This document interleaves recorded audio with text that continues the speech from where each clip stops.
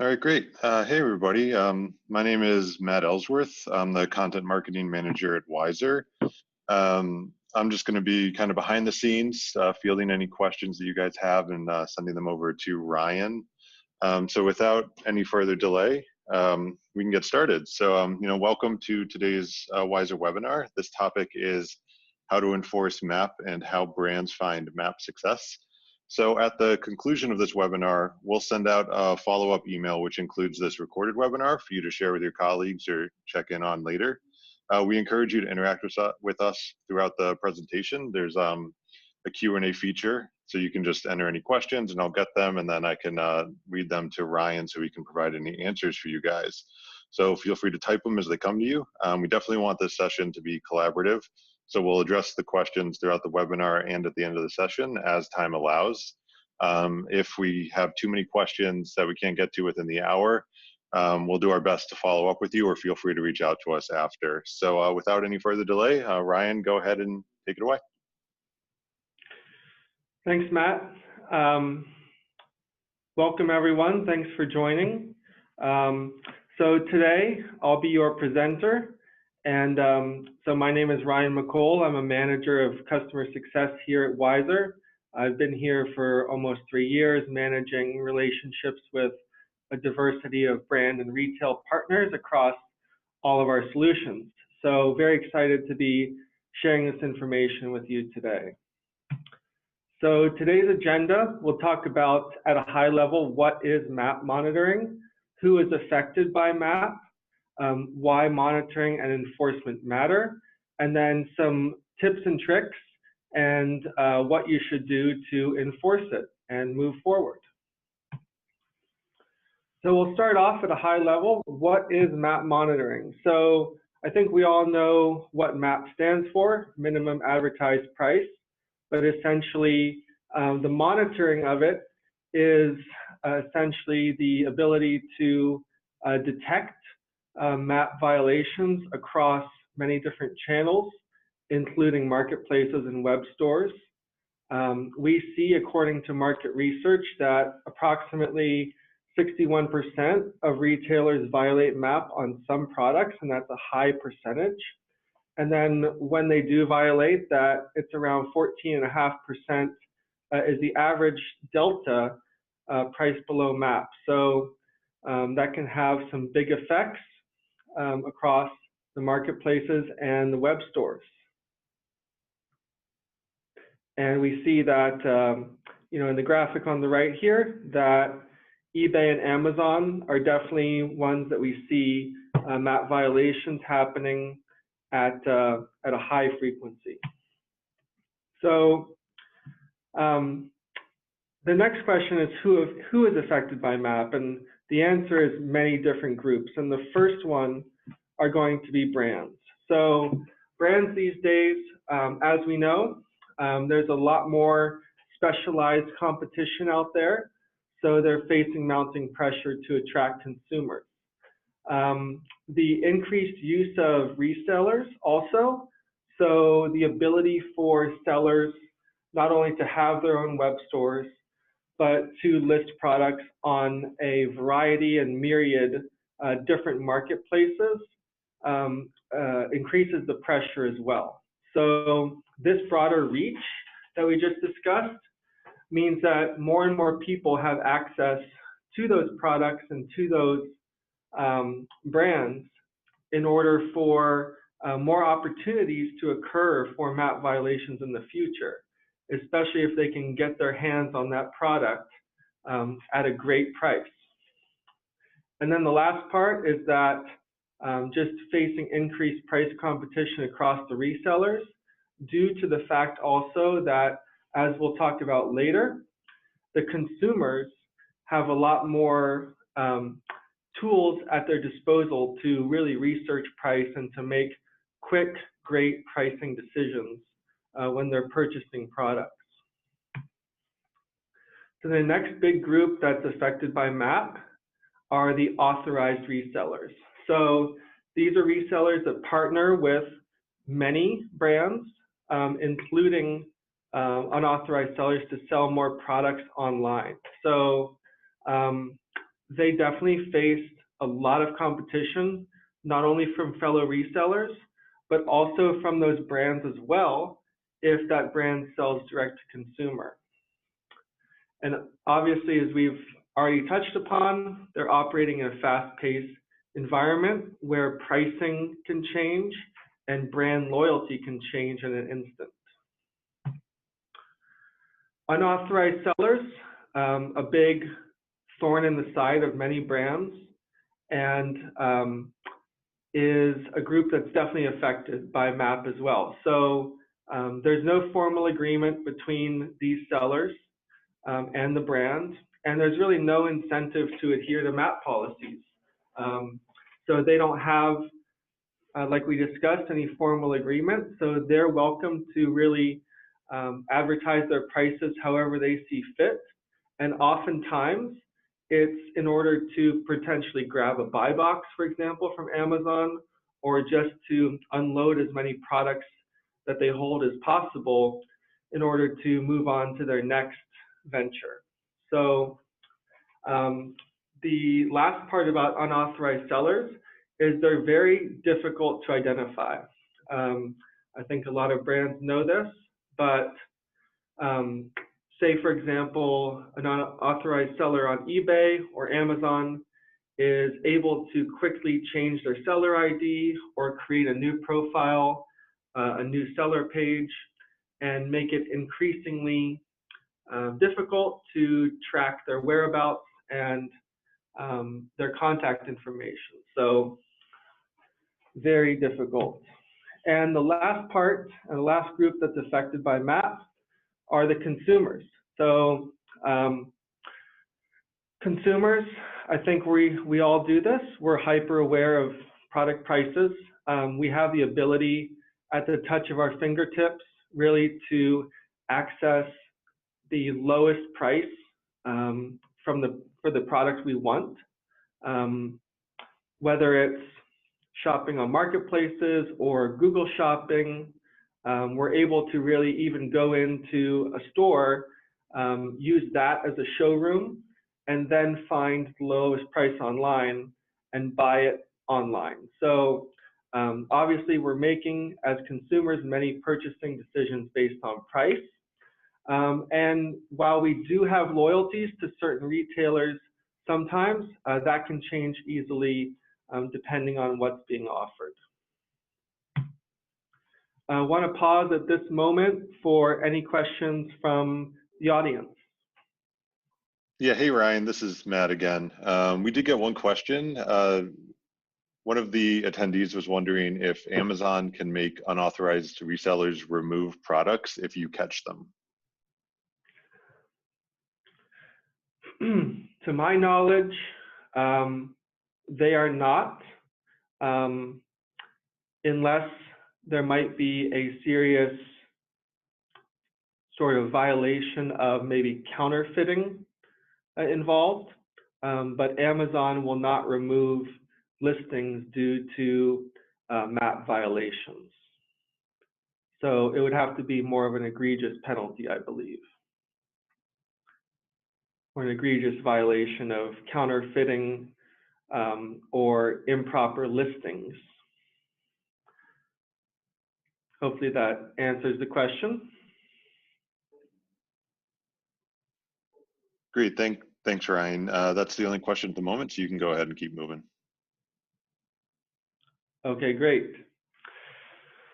So next part of the agenda here is going to be why monitoring and enforcement matter. And obviously it does. That's why we're here.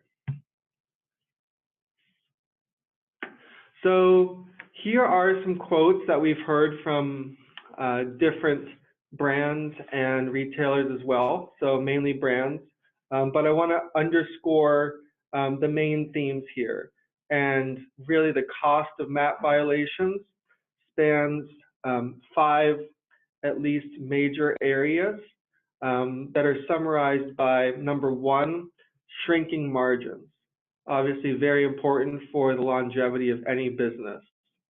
Brand value erosion is also a big topic. So erosion, like anything, happens over time, and eventually leads to degrading of a brand value. So ineffective price strategies is also touched upon here. I think that's really important because if there's constantly violations and constantly a race to the bottom in certain products and certain marketplaces, well, we are going to see that if a brand tries to implement pricing strategies, or retailers do, that those will be largely ineffective due to the fact that there are so many violators out there. The inability to expand distribution.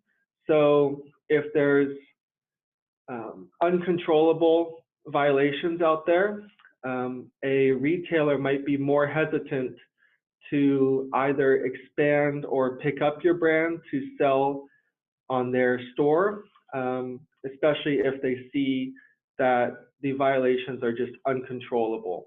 So, and the last part would be damaged vendor relationships. So if you have great long-standing relationship with certain vendors and certain high-profile vendors, those can be eventually damaged by the damage that the MAP violations themselves cause. So 5 big areas that can really lead to trouble. So according to market research, unauthorized sellers are violating MAP around 53% of the time, contrary to 15% of unauthorized sellers violating MAP. So obviously that high frequency there can create many headaches for brands. And also authorized resellers that want to introduce and enforce effective MAP policies.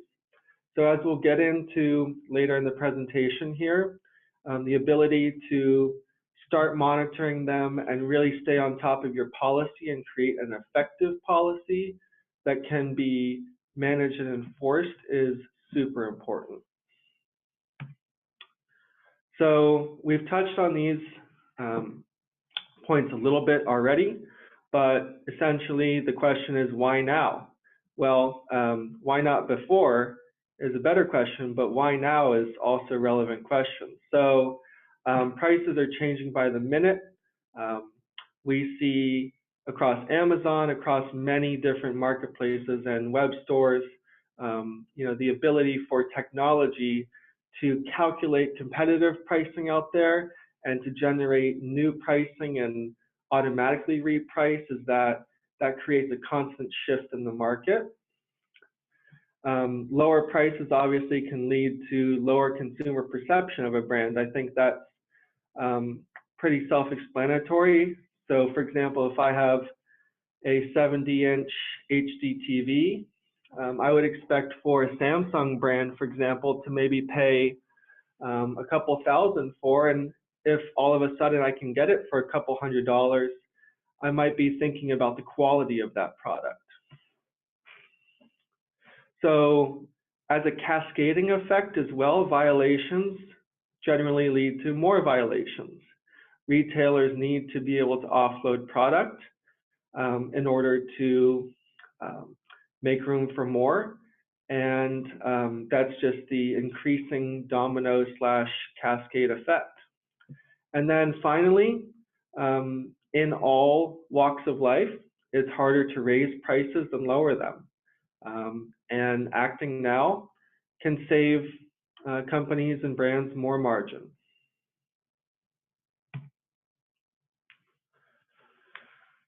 So down to the good stuff here, how to create and enforce a MAP policy. So we have some great tips and tricks and some great things to think about that have led from our market experience.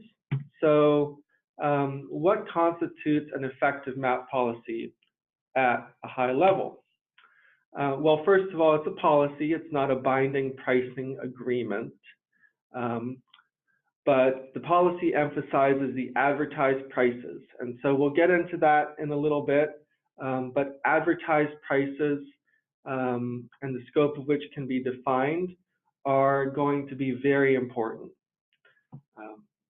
So This also needs to include the reason why the policy not only benefits you as a brand, but also the reseller. So resellers may think, well, this brand is just trying to hold me to a certain price. What's in it for me? Well, actually, the longevity of your ability to sell a product at a certain price and make your margin is also a reason why you need to abide by the MAP policy. And then the last part would be not only the consequences of the violations, but also the systematic methodology of the warnings and strike systems.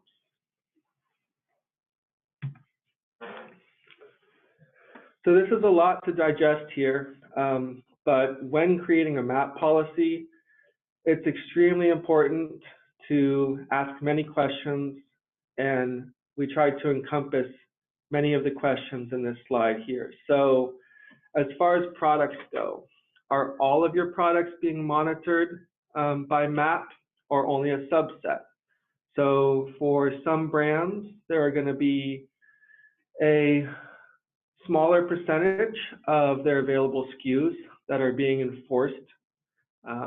And then is there an allowable threshold for selling products below MAP? So if a MAP price is $100, are you allowing resellers to maybe go $1 lower, $5 lower, 5 cents lower? We see that happening across the industry as well. So as far as time goes, what is the cure period? What is the time period when strikes are warning and warnings are measured?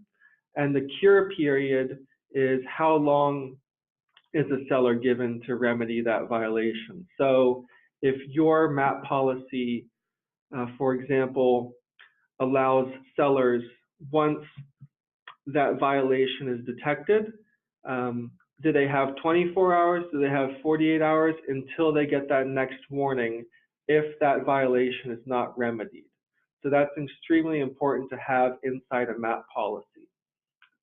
So as far as channels go, and this is an overall question that we ask a lot at first, is does your brand sell direct to consumers and through vendor channels? So across our experience, we've actually seen that many brands who sell direct to consumer, one of their first concerns is actually unauthorized sellers. Obviously, authorized sellers are a big concern as well, but they also tend to be more concerned with the unauthorized rather than a brand maybe going directly and only through a vendor channel or vendor channels and not having their own direct-to-consumer site. Those brands would be, in our experience, more gravitated towards controlling that authorized seller space. So that's just our experience, but I'd say that for both sorts of brands, authorized and unauthorized are extremely important. And then the second question, the way you classify certain vendors and resellers is extremely important. The last part here, advertising. So minimum advertised price, MAP, so it's all about how the price is being advertised. So what does advertising mean? Does it mean that you can include that price in sort of an online circular or promotional email message? Maybe the answer is no. We would expect that to be the case in most circumstances. Do you allow vendors or resellers to hide a price below MAP under an add to cart or click to price feature? That's something that we see different answers to. And then lastly, to give the vendors and resellers a break if they're facing pressure, we've seen this work a lot as well, is the distribution of what we call PMAP, which is promotional pricing price windows. So obviously there's upside to that. If you're able to give those vendors and resellers across the board a break on the MAP price and allow them to promote lower during those certain periods. But at the same time, this could potentially backfire in that during those windows, if you discount it severely, we could see unauthorized sellers getting their hands on a lot of that product in a short period of time. Then when the MAP price goes back up, are they therefore reselling those items and then breaking that standard MAP? So that's a great question to ask. Here's a sample MAP enforcement escalation.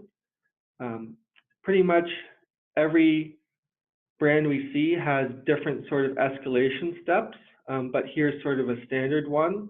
Obviously, identification first, the issuing of warnings, whether that's first, second, third degree warnings.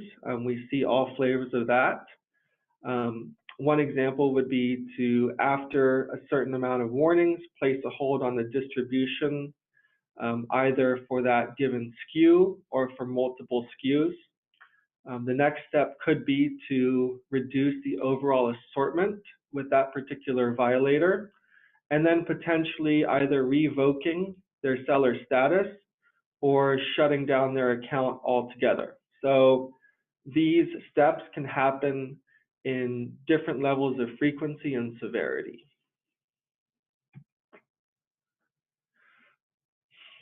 One question you may have while listening to this is, well, how can I really penalize resellers that are violating below MAP and get them to come in line and punish them in a way that's not necessarily going to damage the long-term relationship, but incentivize them to come back into MAP due to certain benefits that you may be already providing.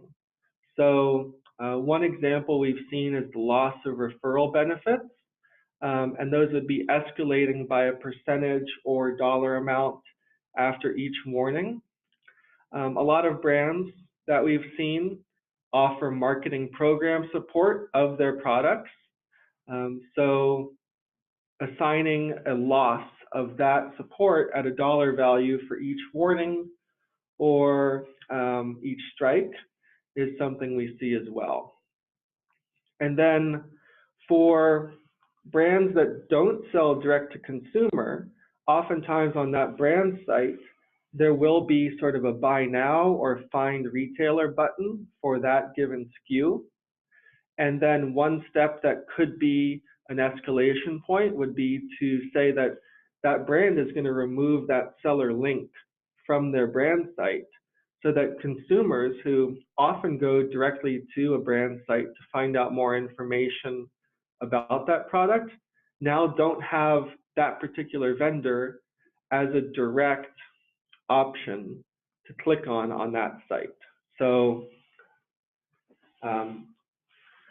good examples of penalties there. And then on the right-hand side, we have higher escalation points. So we've touched on this before, but withholding orders for those violating SKUs for X amount of days per warning, canceling all orders temporarily, and then permanent account shutdown. So I've definitely been in a situation in the past, working actually in the golf business, where we were selling a product below MAP, and our account was shut down immediately upon the first violation. Not recommending that, but that definitely does happen out there.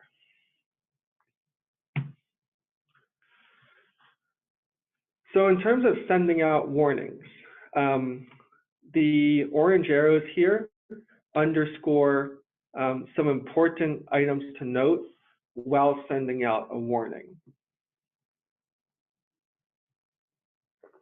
So the first would be to reiterate that there is a policy in place, often attaching the latest copy of the MAP policy is effective. So obviously the first goal here, protecting brand image, but also the long-term interest of the retailers' goals as well. So making it sound, and obviously it is true that the MAP policy is in place to protect not only the authorized resellers, but the brands as well. The second point would definitely be to bring up which products have been found to be in violation, and at the bottom, listing those violation details. So whether you have screenshots that you can attach, definitely the MAP price as it stands right now versus the MAP price it was found, or the price it was found to be in violation at. The more details, the better.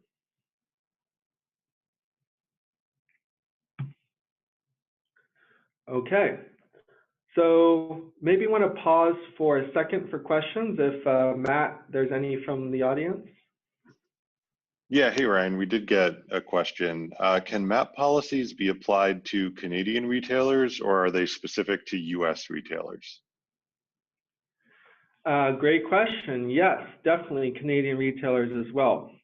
We've seen in our experience, definitely Canadian policies can actually not only be applied to Canadian retailers, but also Canadian government actually has different laws regarding MAP. And from what we've heard and from what we've seen, penalties can actually be more severe and actually go into sort of a legal or court system to even apply certain fines to retailers to make them even more incentivized to come back in line with MAP. So from what we've seen, definitely yes, and perhaps even more severe punishments.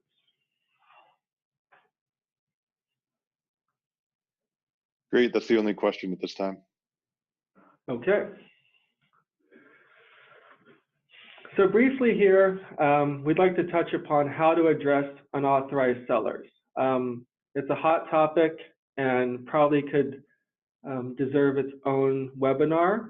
But right here, these are some different methods in which we've seen brands have success. So obviously they're hard to identify, but certain searches can identify not only the contact information, but different ways of contact them as well. So either through, for example, eBay direct messaging, Amazon Seller Central messaging, and then going a step further, social media, but also to get maybe a unauthorized seller address. You could have a brand buy a product from them, a controlled buy, and then return that product and get that return address. Finding such things as domain registrations, different seller aliases, those things can be facilitated by hiring a third-party investigator. So these third-party investigators pay for services online that allow them to have a lot more access into, business registrations, previous seller aliases if that particular investigator is very experienced and keeps a database. So that includes state business registration as well. We've seen brands have success with hiring third-party investigators and being able to go more directly towards those unauthorized sellers, sending cease and desist letters and other such methods. So any questions on unauthorized?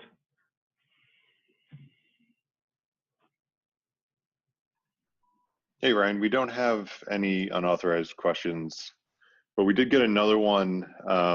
where one of the attendees was wondering what you would recommend would be the first enforcement or warning step. I know you mentioned earlier a few different escalations and how you suggested that you probably shouldn't start by the most severe option. So one of the attendees was wondering what the first thing a brand could do. Yeah, I think obviously what we see the most and what we believe to be effective is sending the first violation notice on every violation that is detected. So this serves a couple purposes. The primary one being the fact that the reseller is now aware of the fact that the brand is watching, does care, and is potentially looking at marketplaces such as Amazon, where those resellers, competitors, are also selling. So that serves the purpose of saying, well, this brand truly cares. They happen to have caught me, but they are catching others as well, because in that potential Amazon screenshot that was seen from the seller listing page, we see a ton of other resellers there, potentially even lower price, and presumably sending to those as well. So I would say that the warning, first warning, is a great step. What we also see that's common is 24 hours or 48 hours later, a second warning, and then a potential punitive action from there. So whether you want to go into second warning to action or second to third warning, we see both of those.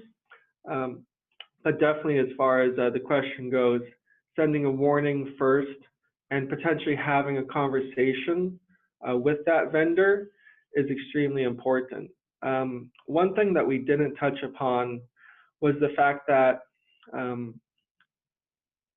when you're creating a MAP policy as a brand, you definitely want to allocate proper resources. So it's not only important to have a solution that monitors brand compliance and MAP compliance, but it's also important to have resources within your company that have the bandwidth to have these conversations, to send out these warnings. So whether it's an e-commerce coordinator that is doing this on behalf of all the vendors or those relationships, or whether you have someone in sort of that role who's passing these violations on to account managers who are therefore then having the conversations with the resellers, those are questions you have to ask as well, because this is a large problem and the proper resources need to be allocated within the company, and the proper solution can therefore have an effect on how many resources are actually needed. Hey, Ryan, we got a few more questions in while you were talking. So the next one up is one of the attendees was wondering if you had any recommendations on how to contact resellers on the Amazon marketplace. Yeah, so Amazon allows direct messaging through their platform. That's one. However, they also allow sellers, and sometimes we do see sellers listing contact information directly on their seller page. So those are two methods right off the bat. And then another method would definitely be the one I mentioned earlier, which is buying the product and getting that address and sending official legal letters to that address. And then if that doesn't work as well, hiring that investigator to get more points of contact information in order to further contact them with, and we recommend unauthorized sellers can be much more inclined to come back in line with MAP if they're seeing actual legal documentation. So if your brand has a legal department that's able to draft up certain letters, such as cease and desist, for those unauthorized sellers, we find that to be more effective than just one email potentially that says, please come in line with this policy. That may come from an e-commerce department. So hopefully that answers the question. Great. We got another question that actually ties into that. So one of the attendees was wondering if you had any recommendations on companies that do third-party investigations. If the question is if we have recommendations? Yes. Any recommendations on companies that do third-party investigations? Not off the top of my head. However, we can potentially follow up after. I know that we have certain recommendations for legal entities that may be able to assist, and they may have connections. So we can include that in follow-up documentation if that's okay. Great. Another question was, how do you locate a contact email address on a website in order to send a MAP warning? So as far as that goes, the email address is not always going to be available. For example, we do see that, like I mentioned, on Amazon, some sellers potentially listing an email or a phone number. But I would say in most cases, we are not going to see, unless there's potentially a web store with a direct like contact us link potentially, that an unauthorized seller who's very egregious likely realizes they are and have received such communications in the past. So we realize the difficulty in that many of these resellers are not going to be listing contact information. So like I mentioned, if they have a web store, going to a contact us section, or even writing a message, if they have sort of a message blurb where you could enter a message and then waiting for a response back to get an email address. The Amazon web store, like I mentioned, where they might list contact information. And then beyond that, Google searches for aliases may turn up something. You may have to go to different pages of results and look a little deeper, but those are methods we've seen work before going to the investigator route. Great. Another question we had was, how long should a brand allow promo map, or how often should they be allowing promo map? Good question. So certain promotions we've seen in the past last anywhere from a day to a month. I think that many promotional map windows are focused for a shorter period around certain holiday buying seasons, such as Black Friday, for example, or Christmas time. We may see day-long or 2-day-long map promotion windows.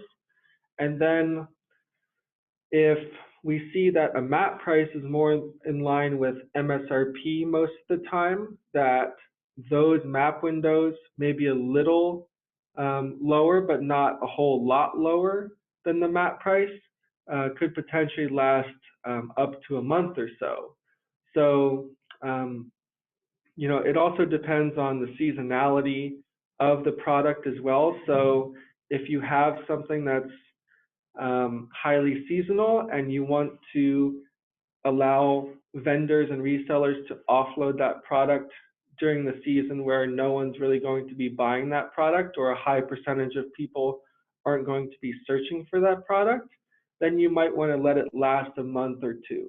So it kind of depends on the seasonality of the product and potentially holiday buying season.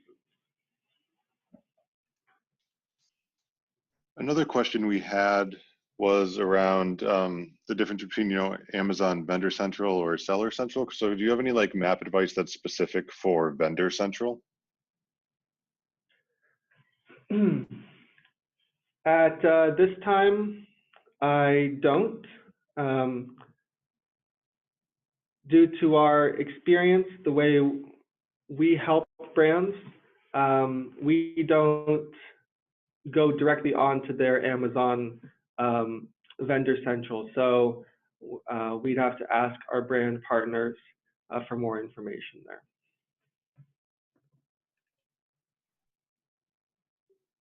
Great, those are all the questions that we have at the moment, so you can go ahead and keep moving. Great. So really we've gotten pretty close to the end here. And this is what we'd like to do in terms of summary. So obviously the right price is incredibly important. The monitoring and enforcement protects both parties involved, the brands and the authorized resellers. When creating a MAP policy, it must be created effectively and implemented fairly. And then it must be across all networks. And then the goal really is to become a valuable ally, not an enemy. So we've discussed that before, but essentially partnering with the authorized resellers and potentially having conversations about policies prior to punitive actions not only creates more of a partnership, but it's also more informative to the fact that this is beneficial for both parties and not just the brand. So a little bit about Wiser here. We've been around for over 6 years in the business, headquartered in the US, trusted by many of the world's leading brands below, over 120 employees, and that's just a little bit about us. If you'd like to contact us further regarding MAP monitoring needs, please use the contact information listed in the slide here, and we'll be also sending out, like Matt mentioned, the link to the session.